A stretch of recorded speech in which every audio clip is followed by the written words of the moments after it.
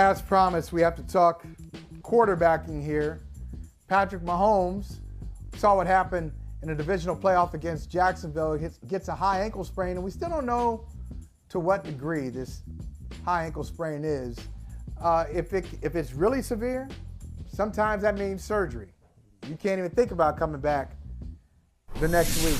And even if it's not Robert Mays and Charles Robinson, even if it's not really severe, let's say it's serious. And Mac Jones dealt with this earlier this year. It was serious. The Patriots wanted him to have surgery. He didn't want to do it. And he probably missed, I think he missed about 4 games. They brought him back against the Bears. It was a debacle. They started him, pulled him, all that stuff. But I thought he came back relatively fast, and it was about 3.5 weeks to a month. So Mahomes talking about playing on Sunday, I'm still skeptical. I don't care what the Chiefs say. If he's got a high ankle sprain, he's a serious question mark for the game.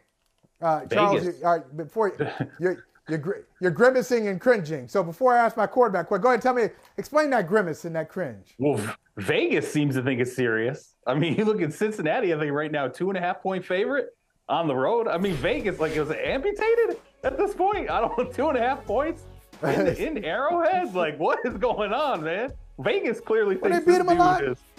Woo. Well, they've beaten them a lot, and I guess that leads to the question I want you and Robert to kind of bat this around a little bit.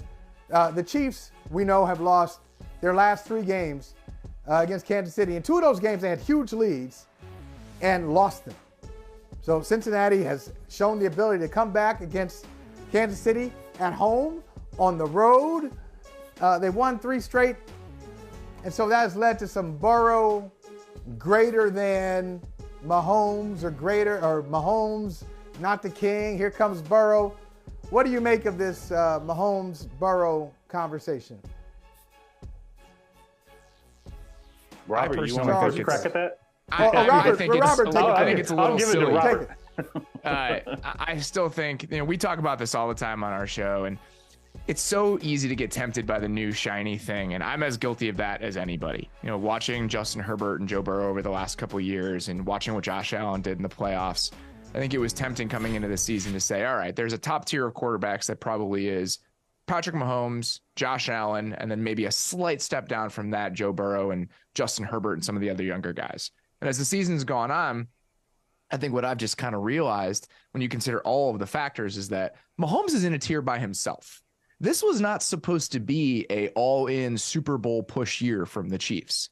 They literally traded a guy who was one of the best receivers, if not the most impactful wide receiver in terms of how he changes defenses in the entire league. This was supposed to be a small step back year as they transitioned to whatever this version of the Chiefs looked like. And they had one of the most efficient, dominant offenses of the last decade. And so much of that is because of what Patrick Mahomes provides you. The Bengals are in this stage right now where they can build this super team around Joe Burrow because of what he's making. I believe they're either first or second in the amount of cap spending that they have on defense right now. They have an unbelievable set of weapons. Joe Burrow is a fantastic quarterback. If you want to say that he belongs in this top of the second tier behind Patrick Mahomes, I have no problem with that. I actually think I'm probably inching in that direction based on the way that he's played over the second half of this season and the evolution that he's had and that the Bengals offense has had. But I just think it's kind of undeniable that what Patrick Mahomes has done over the last 1, 2, 3, 4 years puts him in a class all by himself. We're talking about 5 straight AFC championship games, and he is the centerpiece of that. He's never been more definitively the centerpiece of what the Chiefs are than he is right now, and we're back telling the same old story. Yeah, prisoners of the moment. That's what we are. I mean, it's a typical, you call it the new shiny thing. I mean, every time we get a quarterback in the NFL that gets hot, goes on a run, particularly if it's a young guy, next thing we know, we're rewriting the history books. Now, look, that's not to diss Burrow, by the way. I think Burrow's fantastic. He also has 2 number 1 wide receivers. Let's be honest. T. Higgins, you take him off the Bengals, you put him somewhere else, he's going to be a number 1 wide receiver. He showed that when Jamar Chase went down this year. He stepped into the number 1 wide receiver role. No problem. Absolutely had the look of a number 1 wide receiver. Better dedicated running game with Joe Mixon. They retooled the offensive line, which held up for 15 games. I think that had a lot to do with it. Now, I think there's history being written right now. I think the injury issues that they have on the offensive line and Joe Burrow being able to keep the offense on the level that it is, particularly in that game against Buffalo, this very impressive. I think Joe Burrow can take another step into the conversation if he can beat Patrick Mahomes under these conditions, even if it's a one-legged Patrick Mahomes. I think it pushes him further into that conversation. But look, I'm with Robert. When you just look at the overall resume that Patrick Mahomes has built to this point, if you want to look at the physical attributes, if you want to look at his ability to adjust without Tyreek Hill, and I was one of the doubters that said this could massively change what Kansas City's offense looks like, he's done nothing but live up to every bit of his legend. And I think trying to push through this high ankle sprain adds to that. Yeah, and I think you guys are right. You know what happens a lot? Our expectations get in the way. So maybe some people expected Buffalo to handle Cincinnati, not beat them down, but to beat Cincinnati and then move on for this NFL's desire, this conference, this neutral site conference championship game, fast track, Bills versus Chiefs redux. That's what people expected. So that didn't happen. And because that didn't happen, and it was so convincing the other way, now we have overcorrected. They're like, well, Joe Burrow, not only did he beat the Bills, he's the best ever. Or he's the best in the AFC. He's better than Mahomes. Like, okay, wait a minute. Now, I'll give Joe Burrow his props. Joe Burrow has performed, I'm going to call it a regional miracle. Yeah, you know, Southwest Ohio can tell you it's a regional miracle. He took a franchise that had no pulse, nothing, no pulse, no playoff pulse for 30 years, and now he's their all-time playoff wins leader at quarterback, all time for the Cincinnati Bengals. It's nuts. He's got 5 playoff wins, most of anybody in their history. That's crazy. So that's a big deal. But Patrick Mahomes has kind of dipped into history and rewritten some historical records. And as you pointed out, 5 straight AFC championship games. He's got a Super Bowl win. He's been to 2 Super Bowls. The accomplishments. MVP. Yeah, 2 MVPs after this year. That's right.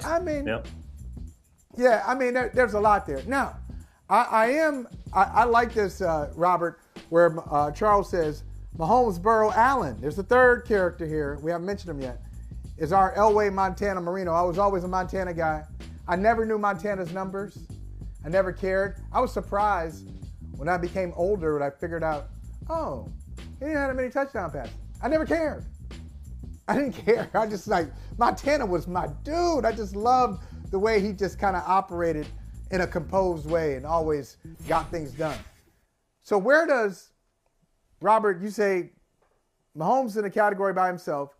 If you want to put Burrow at the top of that tier below Mahomes, then you're putting Allen behind Burrow? You can order that however you want to. I mean, we did this at the end of the year on our show. We picked an all-pro team. I picked Josh Allen as my second team all-pro quarterback. If you look at what the Bills' offense was over the course of the season and the role he plays within their offense, he is the offense. What they ask him to be, what they ask him to do behind a shaky offensive line. I mean, and it got them in trouble. The onus they put on him just within the overall ecosystem of how they operate, eventually that they ran out of runway with that version of it. But I think that what's on his shoulders within that offense is incredible. And they were still very, very good all season. I think what's most interesting to me beyond the tiering, I just think it's so interesting how differently these guys succeed. That to me is the most fascinating part of the Joe Burrow conversation, is that when we watched the divisional round game last year, when Allen and Mahomes were just trading haymakers and it looked like a Godzilla movie, I came away from that game thinking you just need one of these super powered quarterbacks.